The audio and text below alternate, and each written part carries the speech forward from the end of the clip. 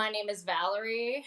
I am a biologist and I give Norton AntiVirus a 4 out of 5 rating. For more information, click below.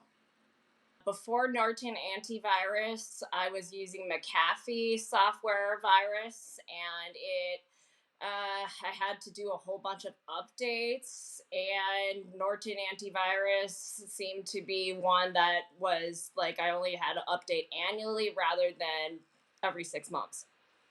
I chose Norton antivirus because I could do a yearly resubscription rather than a 6 month, and it seemed to be a lot easier with the installation, and I felt more protected with the Norton antivirus rather than the McAfee.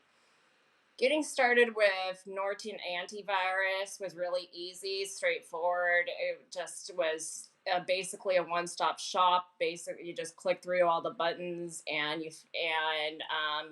then the installation process is very quick and easy, and you only do it once rather than several times a year.